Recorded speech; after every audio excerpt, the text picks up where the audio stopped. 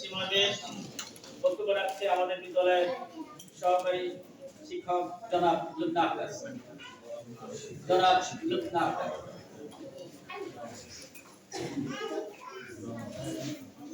এটা তো মুখ আসে না, এই বক্তব্য দিলে ওই জায়গা দিতে।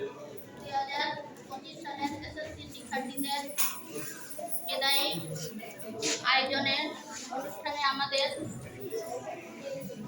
উপস্থিত আছেন সভাপতি জনাব রকিবউদ্দিন আজাদ,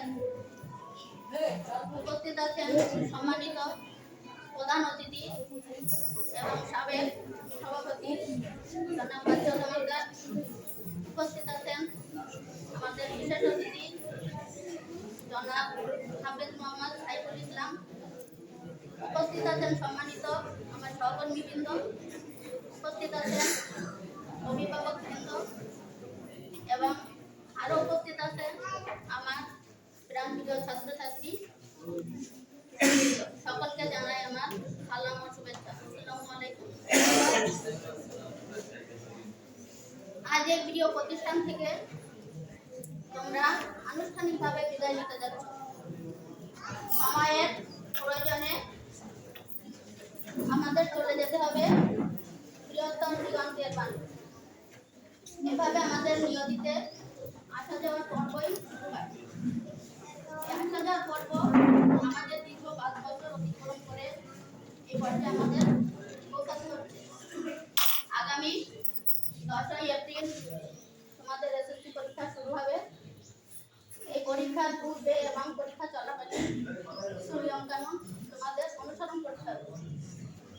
যেমন আমরা অ্যাডমিট এবং প্রবেশ রেজিস্ট্রেশন কার্ড পাইলে ওগুলো ফটোকপি করে রাখবে এবং মূল কপি রাখবে, সঙ্গে কিছু কলম আগে থেকে লিখে রাখবে, যেগুলো পরীক্ষার হলে লিখতে তোমাদের সহজ হয়, এবং স্কেল পেন্সিল এগুলো সঙ্গে রাখবে।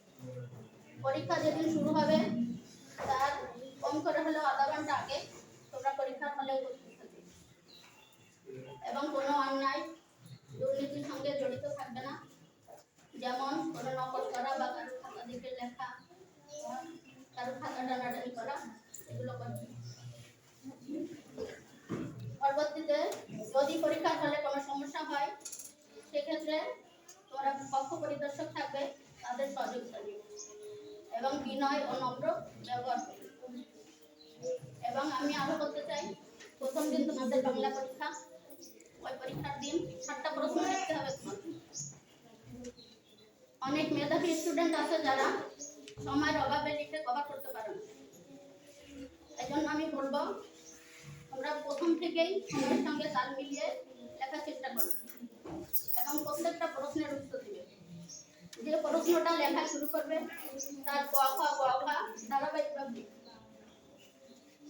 পরবর্তীতে এইভাবে 4টা প্রশ্ন কভার। শুধু বাংলা না, যে কোনো পরীক্ষা, সবগুলো পরীক্ষায় তোমরা একই সিস্টেমে লিখবে, অবশ্যই তোমরা ভালো ফলাফল আশা করবে। এইভাবে আমি আমার বক্তব্য শেষ করলাম।